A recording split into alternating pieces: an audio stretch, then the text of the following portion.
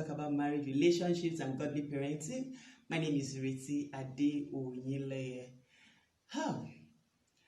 I want to ask you a question today, and that question is, are you always jumping on the defensive lane? Defensive lane? What do I mean by that? That whenever someone is trying to correct you, you're always on the defensive.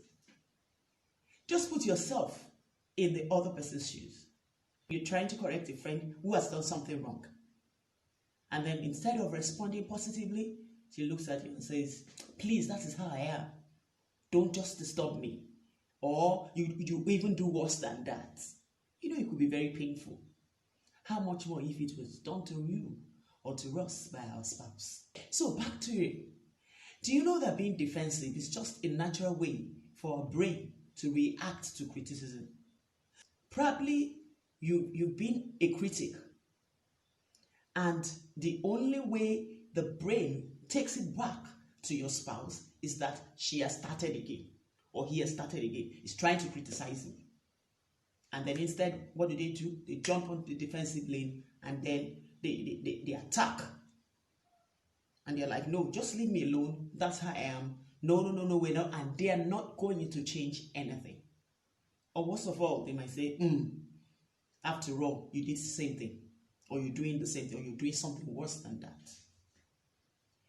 It could be that your tone or the way in which your manner of approach is actually portraying another picture in your brain. Like, for instance, if you choose use the wrong words, or you use the wrong tone to pass across your message, obviously they won't change. And for instance, you're like, you're not supposed to make this investment. That was what you did the other time and we ran at a loss. Must you always do this? You will always fall into this trap because you won't listen. What then do you expect? He just won't listen. She won't listen. At the back of his mind, he knows that what he should come up with is something to defend his action. Some of them, it could just be because they grew up in that kind of environment where they were being criticized as a child. You know, they grew up like that. And then they look at it that, oh, my wife is doing the same thing to me. Or my spouse is doing the same thing to me. I'm not going to take this. So it's not actually their fault. Some is actually out of ego. They just don't want to listen. They don't see why they should listen to someone else. You don't correct me. Just leave me. This is how I am. It's not going to work. Because at the end of the day, the partner who wants a change will feel bad, will feel demoralized, and will be like, some of them will just resolve into, the silence mode. And instead of having the issues resolved, you have a lot of unresolved issues in the home. You have a lot of conflict in the home. Instead of coming together, it will tear the marriage apart gradually. Rome, they say, was not built in a day. The good marriage too is not going to be built in a day. And so when you now have forces that are tearing the marriage apart, you know that it can't come together again. Now, for the partner that is always on the defensive, why not pause? Think. Take a break before you respond. Yes, she's been a critic, he's been a critic. Why don't you just stop to think before you respond? Because it's not going to help, and two wrongs cannot make a right.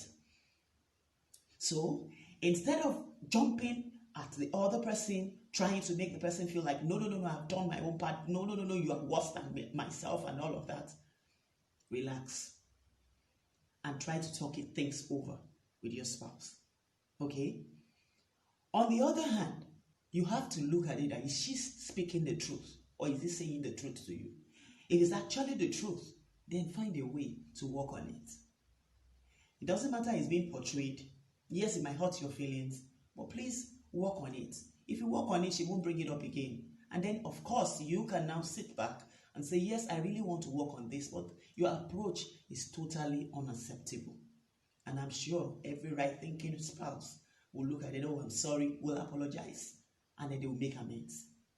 Okay, so if we want to build healthy relationships, we want to build a healthy marriage, we just have to deal with these little habits that are detrimental to the growth of our home. Thank you once again for listening. Thank you for watching. If you have not subscribed to my channel, please kindly do so, and don't forget to share with others. And for those that are my subscribers, those who have been sending in their comments and all of that, I want to say big thank you to you. God bless you. See you some other time. Bye.